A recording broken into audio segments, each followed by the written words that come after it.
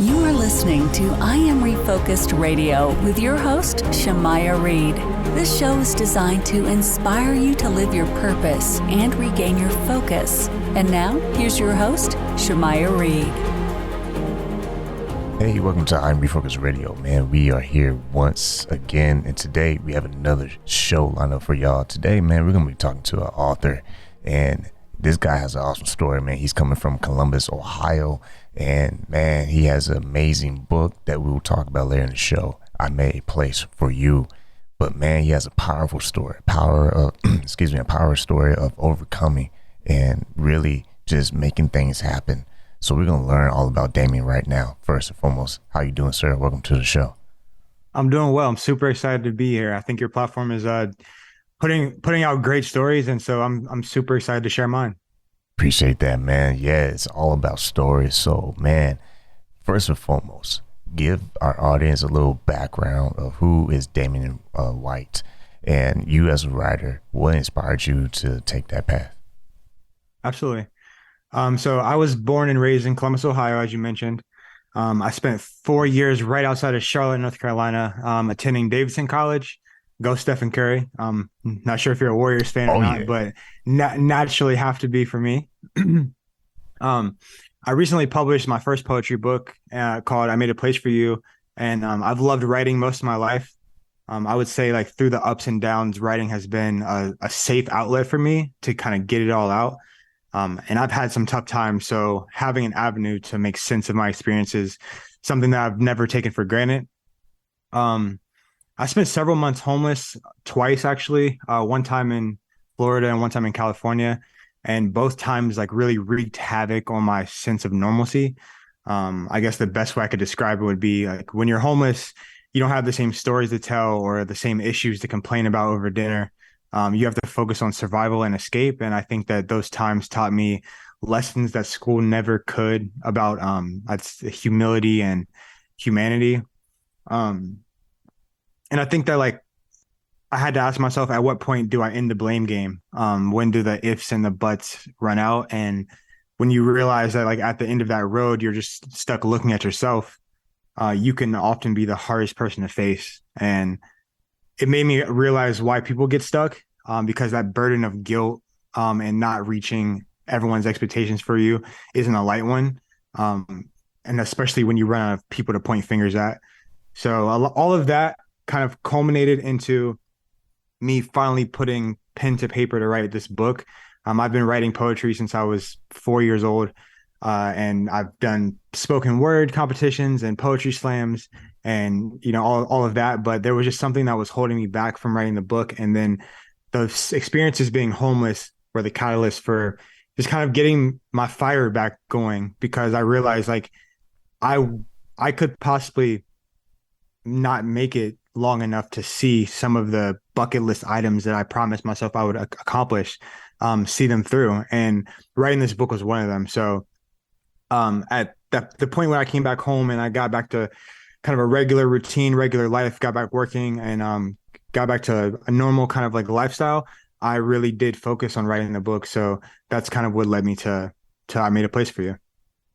And with your experience being homeless, I mean, kind of illustrate that part to the audience. I mean, what was going through your mind? How did you keep yourself from, saying, you know what, I can't do, anything, you know what I'm saying? Like, because the reason why I'm asked that is because I have a person in the family. I had a brother who was military. He was homeless. So I kind of, understand how crazy that feeling can be as far as someone in the family experiencing that. But you personally, man, how did you stay positive and just upbeat?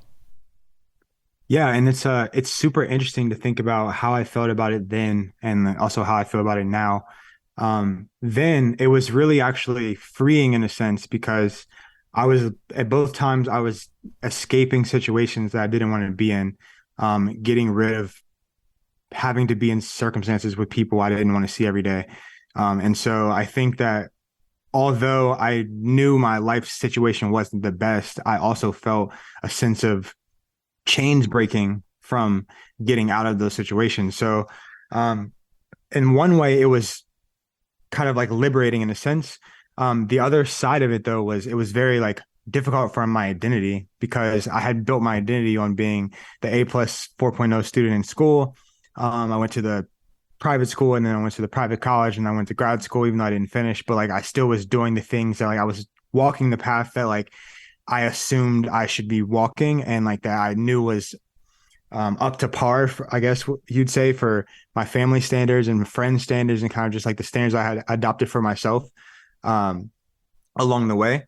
And I think that getting out of thinking like that, like no one cares what degree you have when everyone's at the shelter, right? Nobody's interested in what you studied or what your thesis was on when you're in the line to pick up clothes at at the Salvation Army. So for me, it's like the dialogue changed, the community changed, and like it's even interesting to say like I was part of a homeless community. I wasn't just out there living under a bridge by myself, not interacting with people. I was interacting with people. This is like part of the mystique and mystery of this experience for me was that I got so wrapped up in that environment that you kind of forget that that's not your real life.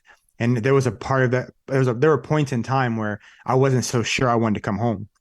I wasn't so sure that I wasn't just comfortable making this my final resting place if that was what was to be, because I had already shed kind of like all of my past, and I had just accepted the fact that like this was my life now. I couldn't go back to the old places. I had embarrassed myself. I had burned the bridges. I had humiliated myself, right? In my mind. These are all the thoughts I'm having. But in real life, when you realize that like these people are not your friends. These people are they never were, they never were going to be. They're just also in a situation inside of the petri dish that they probably don't want to be in. And it just happens that no one else they don't have anything else to do either. So they're just out here hanging out at the park with you all day. And then you mistake that for like the same way that someone, comes and talks to you about your relationship after work or something, that coworker. And it's not the same. They're not the same. These are people that are surviving and feeding off each other and taking from each other and giving, it is a vibrant community. And I learned a lot from just being there because I've met people from walks of life that like, I don't know how I would have interacted with before. And it was just a lesson in humility that everyone has a story. So, it's not just like, I didn't just meet people who were just like lifelong criminals and they just never wanted to go to school. And I met people who were doctors and like they were on the public assistance and they were also eating at the shelter and they were also like, and they were former practicing physicians, right? Or practicing lawyers or teachers. And you just meet all these people and like you never know who's who. And I think that like going through that, it just made me want to apply that to my life in general. So just everywhere I go, anytime I meet anyone, just shed the assumptions because the things that people might assume about me would be incorrect because the way I present myself would never be like someone that was picking up food out of a trash can at one point in time. Man, yeah, that's so interesting how you say all those different people from different backgrounds, because there's unfortunately a bad stigma to homelessness. People assume, they're just lazy, all this bias, thinking. But to your point, is a lot of people who just went through a hard, difficult path, patch, if you will. Mm-hmm. But for you, at what point did you start seeing things turn around for yourself? Did you meet certain people? Was it like you just got up one day and said, okay, this is what I need to do in order to get out of this? At what point did you start seeing opportunity for you to change your path? It was really when I felt like my safety was in question. So part of getting super comfortable with people is that you let your guard down to walking down those streets that you might not have gone down before, or getting in those cars that you wouldn't have got in before. And I started to realize that like I was in places and situations that like I couldn't even believe that I was in. And there was just a day where a guy basically threatened me. I won't go into the whole story, but he threatened me, and I did feel that like I was gonna die here. Like I really did think that. I was like, I'm gonna die here if I don't figure something out. And at the time, my grandma was still alive, and she was always like kind of my guiding light. I always said like I had to go back home to see her if I was gonna go back home for anything. And so I think that those two thoughts, like my fight or flight response after the interaction I had with this guy on the street, and also just remembering that my grandma was at home, combined just flipped the switch for me where I just knew I had to do something. So it was crazy. I mean, I had thrown my phone away about like 2.5 months prior to this. I didn't have a phone for that long, and I had to find a way to get home. So I had heard about this project where if you went to the San Francisco, one of the offices downtown, then they would call someone from your hometown, and if they would receive you, then they would put you on the Greyhound bus for free. So I ended up calling my grandma, and like she said, obviously she'd pick me up from the Greyhound station. So San Francisco City bought my Greyhound, and I was on the Greyhound for like 25 hours from San Francisco to Columbus, Ohio. And it was the most miserable trip of all time. But it was my long haul home, and it's just a time I'll never forget that I learned an incredible amount about myself and about the world. And I wouldn't sit here and tell you that it was all bad. And I wouldn't sit here and tell you that I was all roses either. But I would say that I can't imagine who I'd be or who I'd be becoming if I hadn't had those experiences. Listen to Refocus Radio, talking to our guest today, Damian White. And yeah, man,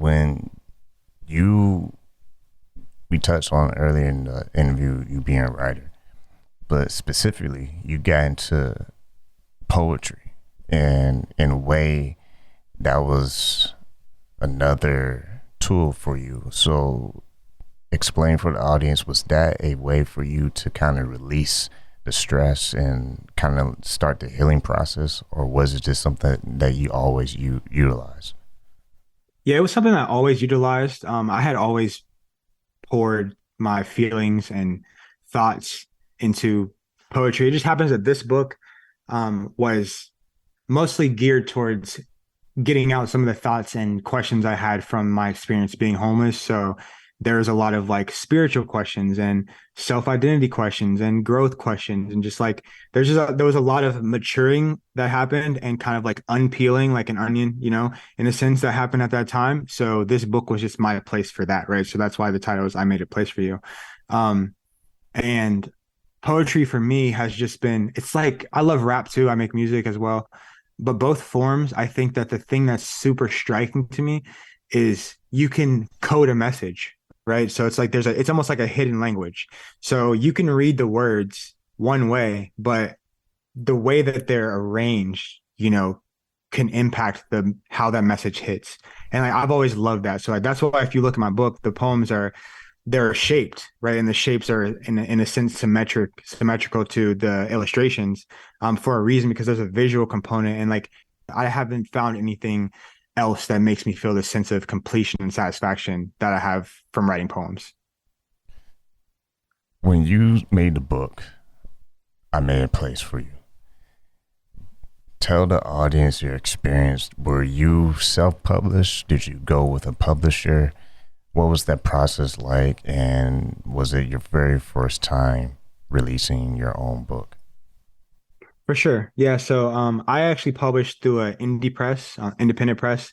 So indie presses are smaller than like your traditional like Penguin Books or something like that.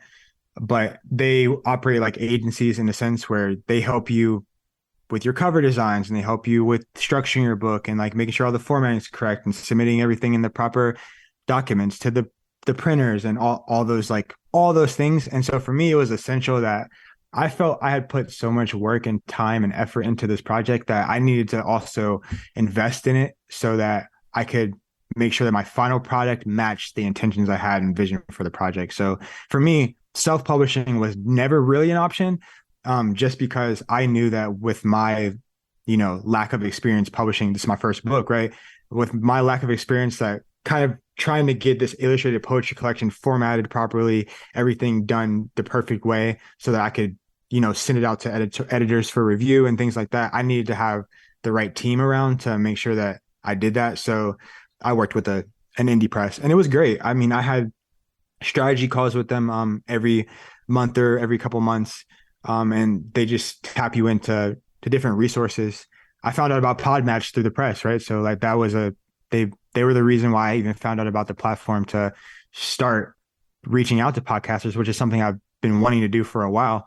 So I think that like the ancillary benefits also were just great. Just like being in the right rooms and conversations to get the information you need are vital. And I think sometimes more important than whether you're going to save a buck or not. Right. So like I would have saved money by publishing myself, but there's so much that was not in those contracts or any of the agreements that I gained from working with the press, that the money part starts to just seem minimal at a point. You just realize that like, no, you need to be around this level of talent, this level of caliber of professionals. And like, that's what it's really about. It's really about like making yourself, iron sharpening iron, and you have to put yourself in the fire with these people. And so for me, it was great. It made me feel like I was taking myself to another level. It pushed me in different ways. And I also got to see my book come out the right way. So now I know what to expect for the future. Once again, talking to our guest today, Damian, and your book, I made a place where you can get on Barnes and Noble and Amazon. When you see the result of just working hard, making it happen, and you took the necessary steps to accomplish your goals, what has it been like for you now that you have a published book? Have you been able to, how authors, they will go to events and promote it and, meet the readers? Have you been able to experience that after you published your first book? So I did have a book launch for my book on November 1st, and it was amazing. I held it at an art gallery. I had, 60 people there, I'd say, and it was a great time. There was an art installation at the gallery during the launch period, so I benefited from that because the colors in the art matched up perfectly with the colors in my book cover. So that was great. I read a poem, not from the book that night. I signed a bunch of books. I got to just talk to people and answer questions. That's the only event I've done so far. Since the book has come out, I've been mostly focused on just like digital marketing and now getting on as many podcasts and the right podcast as possible so that I can just share the message with people who are sharing it with people who want to hear, which is part of, I want to tell you this too. I really like the title of your podcast because it's one thing to be focused and it's a completely different thing to refocus. And I think that refocusing requires admitting flaws and looking for places you went wrong the first time or times you thought you had it all together. So I think that for me, developing that type of self-accountability system is essential for getting across the finish line. And in my opinion, like that's been the key to my success, or at least my feeling of satisfaction and success with where I am right now. So the title of your podcast has really resonated with my own outlook on life. And I wanted to tell you that. No, I appreciate that, man. And when I listened to everything you're saying with your story, it's so interesting because you mentioned that you doing pretty good in school, doing really good in school, and things were going well. And then, things got a little shaky. You found yourself, in a situation where you're homeless, but you make all these steps, like everything from your grandma being able to help you get back home. But in order for you to get back to Ohio, you mentioned that bus ride, I think you said 25 hours plus or whatever. It was a very uncomfortable way to get back home. And I found that very interesting because I feel like sometimes, people getting back home, so to speak, back to that focus, quote unquote, mindset is totally uncomfortable. It's not easy. And when you see that, how much more do you appreciate that part of your journey to where now you have that experience of knowing that getting something that is valuable is not always going to be comfortable? I mean, you put that perfectly. I would say that, for a long time, coming back home felt like when you're, dragging one of those like little red wagons, felt like but you're in it. Like that's how it felt. Like I felt like I was in the wagon being pulled around. Like you're not in control of where you're going. You're just kind of like watching the world go around you, and you're just going where it goes, because I had lost my sense of self in a lot of ways. I didn't have like the clout anymore to say like, hey, I'm an adult out here adulting, got a good job, doing all the things, got my own place. And like I couldn't say that. I was staying at my mom's house for a period of time, so like I was renting my mom's car for a period of time, right? So those kind of things, like those are difficult to accept when you built your identity on the antithesis of that, on escaping all that. So like when I was 18 years old, there was nothing I wanted more than to be away from home and to be independent and to be autonomous. And then you have to kind of face the facts. I had to face the facts in a sense where all of that stuff was gone. So who are you now? Right? Who are you now? How do you want to present yourself now? How do you want to rebuild yourself now? What do you refocus on now? Right. And so for me, it was getting back to some sort of stable routine and putting my efforts back into things that always made me happy. So writing was one of those, writing was one of those things. Also just being around my family more. So I've lived away from my family for 4 years of college. And then I kept finding ways to be away from my family, and not have to come back to Ohio for the next few years after college too. So I think coming back home is reminding me like, hey, you had 18 years in this cocoon with these people who care about you and love you. And then, in your teenage years, you got mad and wanted to separate like every teenager wants to do. But that doesn't mean that you have to spend the rest of your life trying to push home further and further away, right? Especially when home's not trying to do that to you.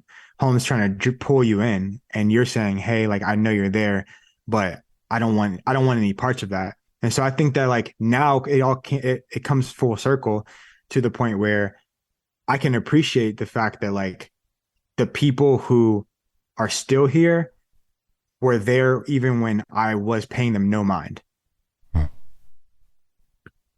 Man, yeah, that's real stuff right there. Once again, listen, I'm Refocus Radio, talking to Damian White, author of I Made Place for You. Yeah, man, I mean, I almost let you just preach on this show, man, because you're doing a good job. But when people listen to this, right, they're like, wow, like, if he can do it, man, I ain't got no excuses. So when it comes to mindset and your mental health, you're doing your thing. You have a book, you're doing other things, you're now on shows talking about your life and also promoting your book. How has your mental health been since experience being homeless? Do you find yourself still battling some things? Are you finding support systems to keep you away from those thoughts? Touch on that for the I'm happy you asked that. I would say I'm in that best mental state that I've been in a long time, honestly.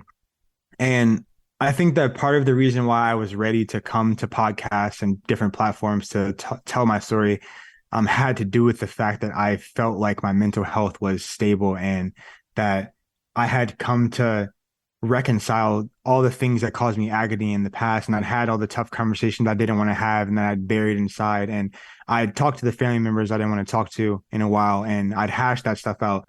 And I think that going through the hard stuff, like the actual work of mental health, sometimes there's one thing to figure out, like, hey, I have anxiety. And, sometimes when I'm around X person or this person, like my anxiety flares up. And so it's one thing to be like, okay, I just can't be around that person. But it's another thing to say that is not a solution, because now this person's in control of my mental health in all of the scenarios where they're there. Right. And so you have to figure out, like, how do I pull the reins in on that? So for me, I just feel like I've got to a point where like I make decisions out of stillness, and I feel like my mental clarity is good, and I keep as much chaos and stress out of my life as possible. So that way I can just move throughout life feeling confident and like not like I'm making decisions with my back against the wall. Man, that's awesome. And what will you say to the audience who hear this and maybe they themselves or someone they know might be dealing with, some mental health issues? And want to make a disclaimer here: if you really are, or you know someone and you need professional help, definitely go see that. I'm not trying to, take away from what they do professionally, but just for the point of view of you personally experiencing that, what would you say to encourage someone that might be dealing with some mental health issues? I would say allow yourself the full gamut of emotions. right? So it's okay to be sad, and it's okay to be depressed, and it's okay to be happy, and it's okay to be, unsure how you feel. And all of those are okay. And I think that we put a lot of pressure on ourselves. And oftentimes, I had to have this conversation with my mom. I said, when I've gone through mental health crises myself, not just issues, crises. And I've told my mom in the past, hey, like I appreciate the help, but sometimes the goal isn't for everybody to feel better, right? Your goal, right now, the goal isn't to feel better. Sometimes you have to sit and think. Sometimes you have to really sit in the feelings and really understand what you're going through, because that emotional response that you have is not there for no reason. And it's not some test that like we have to go through, like this, your heart hurts and now your job is to figure out how fast you can heal it. That was never the intention of emotions. So for me, when I feel like a tug of war in my heart, or I feel unsure about something, or I start to feel a little bit of guilt and regret, I sit there and I think about it, and I stew in it and I ruminate, and then I come to a resolution. And like that process is going to be different for everybody. But for me, it's like you have to do that. And that's so much more beneficial, in my opinion, than allowing ourselves to sit and dwell in regret, to just recount the sad stories, and to not know what to do with all the pain and trauma. And like I have an issue, like now, just in general, when I'm around groups of people and you sit at a table and you hear sad story one, then the next person jumps to sad story two, then the next person jumps to the other thing that's really going bad in their life. And like I think there's a time and a place for that, but like I find that too many conversations sound like that. And the reason why I wanted to do podcasts at this point was because I knew that my perspective wasn't going to be that way, because I feel like I've come out on the other side of it. And I'm not talking from a place of someone who never went through it. I'm saying, no, I went through it. And now I'm at the place where I'm looking back saying like, hey, that's still not the end. Like that's not where it stops. And if you keep going a little further, then you're going to realize that like you don't want or need that type of negativity around you. And that's, to me, I'm the only one that knows what it looks like when I get to my lowest point of mental health. So I have to be the one that protects that. I have to be the one that draws the boundaries and says, hey, like, even if whatever I'm doing or saying or asking for is unpopular right now, like, I need you to know that I have this boundary where I can't go past that, because what happens, I don't like the person that I become. And so my number one priority at all time, I even told my wife this, like my number one priority still has to be making sure that I'm whole, because even if I allow myself to get to the point where I break down again, then I can't even be a good husband. I can't be a good son. I can't be a good stepdad. I can't be a good anything, because I'm not bringing my best self to any of those scenarios. Once again, listen to I'm Refocused Radio, talking to our guest, Damian White. You can go to his website, DamianWhiteWrites.com. And also you can get his book on Amazon and Barnes & Noble, I Made a Place for You. Man, before we let you go, what would you like to share with our audience, and also a call to action? Sure. Yeah. I would just like to say, don't hesitate when you get that spark of or fit of genius that you get sometimes in the morning or late at night or whatever. For me, like, it's a small example, but if I get an idea in the morning, like while I'm taking a shower, I immediately grab my pen and my paper and I write it down and just save it. I feel like those ideas are gifts, and a lot of times those gifts are meant to be used with our talents. And that link between those two um, is the work that we have to do. So I would say just try to make sure that you're being the bridge builder for those two things. And I've found that when I do that, and when I'm focused, and then when I'm not saying, hey, I can do that later and procrastinating, that the results are just coming naturally. So that would be my advice. Man, once again, Damian White, make sure you get his book, I Made a Place for You. And what a story, man. I mean, from doing great to, having a shaky, season. But then look at you now. You're on the other side telling your story on different platforms. And hopefully this book can go viral. Hopefully people will hear this show and and you on other shows, and they go support this book on Amazon, Barnes & Noble, man. I want to say thank you again for taking time in your schedule, talking to I Am Refocused Radio. No, thank you for having me.